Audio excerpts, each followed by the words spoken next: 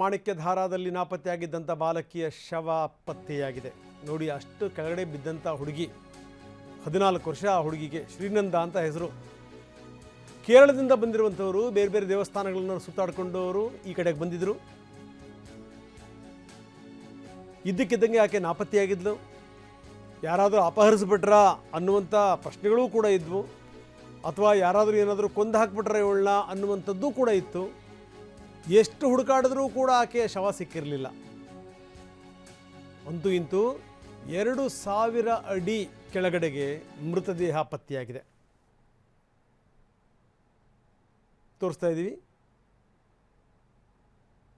ಏನೋ ಅಸ್ಪಷ್ಟವಾಗಿ ಇದು ಕಂಡಂಗಾಯಿತು. ಅದಾದ ಮೇಲೆ ಇನ್ನಷ್ಟು ಆಳವಾಗಿ ಪರಿಶೀಲಿಸಿದಾಗ ಇದು ಬಾಲಕಿಯ ಮೃತದೇಹ ಅನ್ನುವಂಥದ್ದು ಸಾಬೀತಾಯಿತು.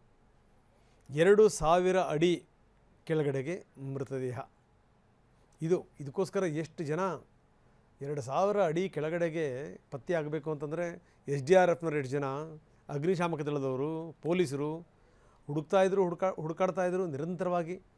ಹಲವಾರು ಪ್ರಶ್ನೆಗಳಿತ್ತು. ಯಾಕೆ ಈ ರೀತಿ ಆಯಿತು, ಏನು ಎತ್ತ ಅಂತ. ಆಕೆ ನೋಡಿದ್ರೆ ಪತ್ತೆ ಇರಲಿಲ್ಲ. ಕೊನೆಗೆ ಅವ್ರ ತಂದೆ ತಾಯಿ ಈಕೆನ ಯಾರಾದರೂ ಇರ್ಬೋದಾ ಅನ್ನುವಂಥ ಪ್ರಶ್ನೆಯನ್ನು ಕೂಡ ಕೇಳಕ್ಕೆ ಶುರು ಮಾಡಿಬಿಟ್ಟಿದ್ರು. ನೋಡಿ, ಜೊತೆಗೆಲ್ಲ ಹಿಂಡು ದಂಡು ಬಂದಿದ್ದರು. ಬಂದಂಥವ್ರು ವಾಪಸ್ ಕೇರಳಕ್ಕೆ ಹೋಗಿದ್ದರು.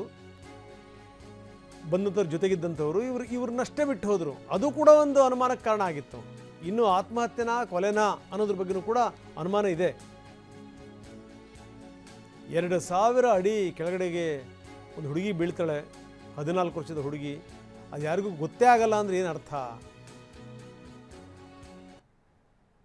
ಈಗ 16 ಆಯಾಮಗಳಲ್ಲಿ ತನಿಖೆ ಶುರು ಆಗಿದೆ.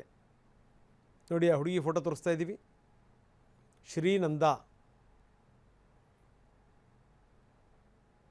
ಬೇರೆ ಬೇರೆ ಕಡೆ ಅವರು ವಿಡಿಯೋ ಕೂಡ ಮಾಡ್ಕೊಂಡಿದ್ರು. ಅಕ್ಕ ತಂಗಿ. ಆಕೆ ಕಾಲು ಜಾರಿ ಬಿದ್ಲು, ಅಥವಾ ಯಾರಾದರೂ ತಳ್ಳಿಬಿಟ್ರಾ, ಯಾರಾದರೂ ಕೊಲೆ ಮಾಡಿಬಿಟ್ರಾ, ಈ ತರಹದ ಸಂಶಯಗಳು ಕಾಡ್ತಾ ಇವೆ. ಹೇಳ್ತಾ ಇದೆ ಎಷ್ಟರ ಮಟ್ಟಿಗೆ ಅಂತಂದರೆ, ಈ ಚಂದ್ರದ್ರೋಣ ಪರ್ವತ ಇದೆಯಲ್ಲ, ಅದು ಅಲ್ಲೇನಾದರೂ ಬಿದ್ದರೆ ಹುಡುಕೋದು ಬಹಳ ಕಷ್ಟ, ಅಷ್ಟೊಂದು ಆಳ. ಜೊತೆಗೇನೆಂದರೆ ಚಂದ್ರದ್ರೋಣ ಪರ್ವತ ನೋಡಿ ಹೆಂಗಿದೆ ನೋಡಿ. ಈ ಚಂದ್ರನ ಆಕಾರದಲ್ಲಿ ಇರೋದರಿಂದ ಅದು ಮೂರು ಪರ್ವತಗಳು ಬರ್ತವೆ. ಈ ಮುಳ್ಳಯ್ಯನಗಿರಿ ನಾವೇನು ಹೇಳ್ತೀವಲ್ಲ, ಅದು ಕರ್ನಾಟಕದ ಅತ್ಯಂತ ದೊಡ್ಡ ಪರ್ವತ.